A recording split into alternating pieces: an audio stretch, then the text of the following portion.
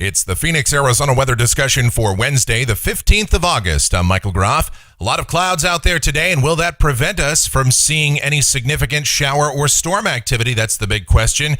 And what about storm chances for tomorrow? Now, we do expect a drying trend in here by the weekend, and how long will that last? Certainly a lot of questions. Let's find some answers as we take a look out there this midday hour. 103 degrees, the high in the valley yesterday after a morning low of 85 and a trace of rain in the bucket officially at Sky Harbor. And outside right now, here at 12:05 p.m., mostly cloudy skies in the valley, only 88 degrees at Sky Harbor, dew points at 67, humidity 50%. The winds are light and the barometer is falling. Temperatures around south central Arizona right now, low to mid 80s in parts of the southeast valley where we've seen some showers lurking about. Where the sun's peeking out, though, it's in the 90s. Radar right now does reveal a few showers around parts of northwest Pinal and central Maricopa County, including the Phoenix metro area. But the main concentration of light and embedded moderate showers and storms further to the south and east around the Tucson area and up along the rim. Water vapor satellite view, high pressure is the dominant weather feature here over the southwest, although we do have an inverted trough and little circulation centers, MCVs, mesoscale convective vortices, roaming around the southwest as well, and those could help to touch off a few added showers and storms through the afternoon and evening hours, especially if we could get some sun to peek out later today. The watch warning maps still have some red flag warnings out here throughout parts of the western states and air quality alerts associated with the smoke from all those wildfires extending from the valleys of California on through the Pacific Northwest. Flash flood watches parts of Oklahoma, Arkansas, and Missouri. Severe weather outlook for today, a slight risk of severe storms around North Platte, Valentine, Nebraska, up toward Chamberlain, South Dakota, with a marginal risk for the adjacent states. Other marginal risk areas in the northeast, parts of the mid-south onto the northeast toward Evansville, Indiana, and Louisville, Kentucky, and a small risk there over parts of New Mexico, Colorado, and the Texas and Oklahoma panhandles. Here in Arizona, we're in the green, so scattered thunderstorms possible. Any one of those could become severe. Organized severe weather not anticipated at this time. Rainfall for the next 7 days coming from the WPC amounts around 1/4 inch here in the valley, nearly 2 inches in some spots across the state, and your amount will vary because isolated storms can always produce more than what is shown here. So let's get into our weather in more detail. We'll look at the models. Here we go to the GFS, the 12Z run, valid at 5 o'clock this afternoon. The upper look at about 18,000 feet in the atmosphere. High pressure over the southwest, an inverted trough poking northward out of northern Mexico into southern Arizona. And down at the surface, mostly cloudy skies. We'll see some peaks of sun through the afternoon, but overall, the surface heating will be limited, and that means atmospheric instability is limited. Now, we do have the upper support thanks to the trough, but we'll have to rely on showers and storms to develop over the mountains and in southeast Arizona to move into the deserts this afternoon and overnight tonight. And I just don't see a whole lot of that happening.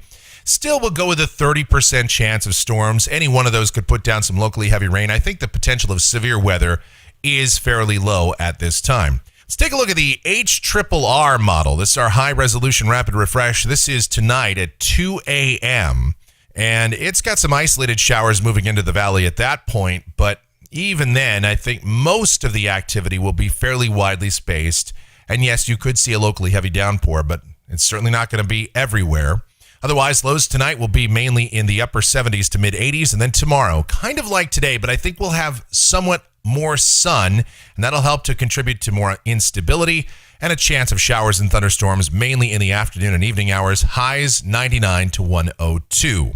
Friday, we'll start to see the upper ridge repositioning itself across northern Mexico. The flow aloft will begin to turn out of the west and northwest with time. Drier air comes in. Still can't completely rule out an isolated shower or storm in the valley Friday afternoon, Friday evening, but the overall risk is pretty low. High temperatures 101 to 104.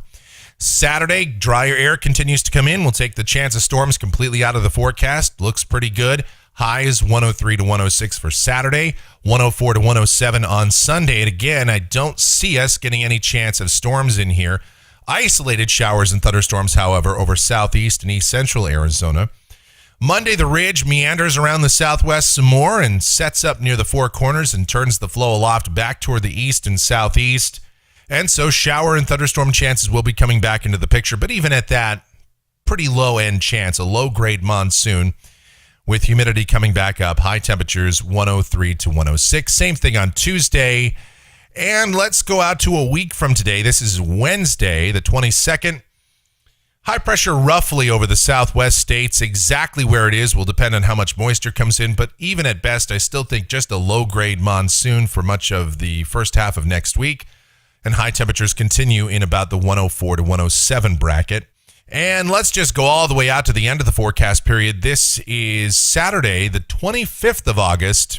And looks like somewhat drier air is going to start to make its way in for the latter half of next week and the following weekend. And so we may see a decrease in thunderstorm activity statewide at that point. High temperatures around 103 to 106. Pretty typical stuff for mid to late August here in the Southwest. Checking the temperatures through the period coming off of the GFS ensemble, you see that trend toward warmer temps over the next several days. And then high temperatures falling back to around average as we head toward the end of the month. And that's going to do it for the Phoenix, Arizona weather discussion for today. My next video back here tomorrow morning. If you like our videos, be sure to subscribe so that whenever we post a brand new one, you'll get the notifications. Also, your comments, questions, suggestions, always welcome as well. Be safe out there, drink plenty of water, stay hydrated, and you guys have yourselves a fantastic Wednesday.